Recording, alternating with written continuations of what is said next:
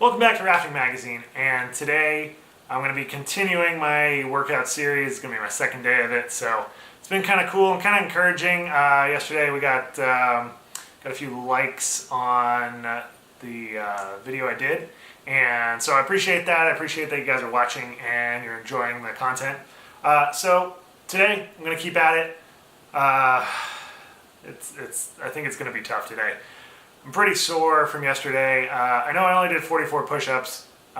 Wasn't like I'm some crazy in shape person. So that was part of one of the things I wanted to talk about. So before we get into it, please make sure you like this video if you're enjoying the content, if you're enjoying what you see.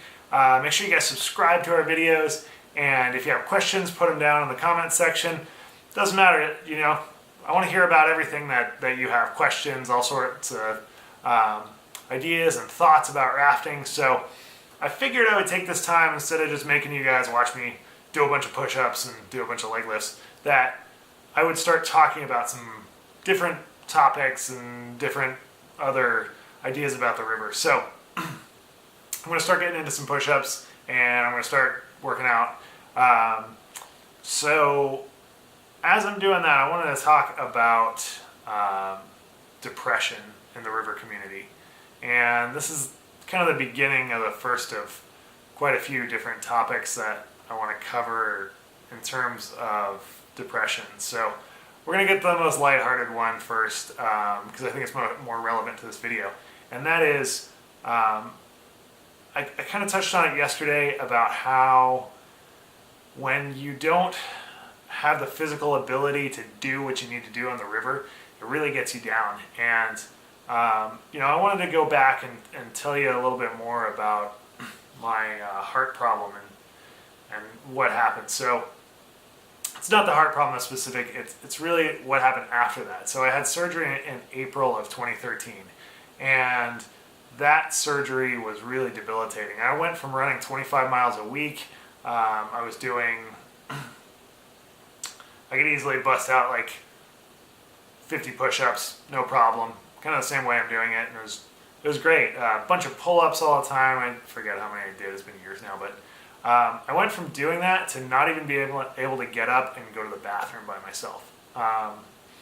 So that was really crazy, and I spent months like that. And it took me about a year and a half before I was to the point where I could start exercising and getting myself really back in shape again. I gained a bunch of weight during that time. I was 185 pounds, and then I went up to 215, and I lost a ton of muscle. I was just sitting on the couch. I literally sat on the couch for 2 months. I owned a rafting company at the time, so I was luckily able to just take reservations and sit there and talk to people on the phone. But even that was exhausting for the first couple months. So May, June, the big sales months for rafting, was just like kicking my butt. So after that, I got really depressed. You know, I saw my guides going on trips. I saw them boating, all sorts of fun stuff. And what was I doing? I was driving shuttle. You know, at least at one point I could drive shuttle, and that's really what kind of helped me. But before that, during the springtime, after I had the surgery, everybody's out running stuff, all the rivers are flowing, and what am I doing? I'm sitting on the couch because I can't get up to get something out of the fridge. That's an awful feeling. So, I mean, in some ways I just don't really have words to describe how it felt. But what I can tell you guys is that when I was going through this, I felt really alone, and I felt really like the thing that kept me together with a lot of my friends on the river and my guides and kept me like in touch with it, I'd lost that ability to go out and boat. So I can understand the feeling, I guess, is what I'm trying to say, and I think I've been through it to a very poignant way. My belief is that your physical state as an athlete is important when you're a boater. Now, when you can't perform on the river, you can't make the moves, you know that you can run a certain rapid, but you just physically can't do it. And this happens to a lot of folks who only boat, let's say you only boat 6 months out of the year. You don't like boating in the winter, it's cold, maybe you're going skiing, maybe you're traveling, something like that. Or the days are just too short, it's just a lot to squeeze in. You don't own a dry suit. There's a variety of reasons why you might not boat, but when you get back in the springtime, a lot of guides, and I've been through this personally, and I know a lot of guides who have gone through this, and a lot of boaters who take the winter off, they come back to it, maybe they've been skiing all winter, and their legs are super in shape, but they cannot make a paddle stroke to save their lives. And in some cases, it's just like, they can run this stuff, they can do it, but they're just not making the moves. And a lot of people wonder why and you start taking it personally because a lot of ego gets wrapped up in the river. And I always try and tell people to divorce your ego from it, because it's not about you. It's about the experience, right? It's about the experience with other people. It's about the experience of getting out there in nature.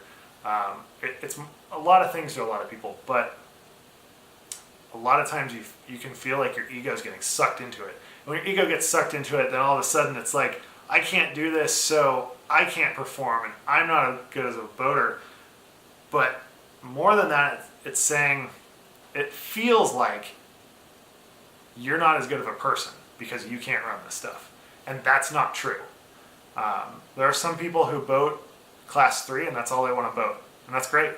There are some people who want to go out and just do class 4.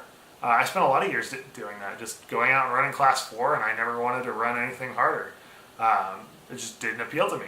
There's some people who want to go charge hard on class 5, and hey, that's great, but in each of those circumstances, you can fall victim to this trap that your mind gets stuck in of like, oh my God,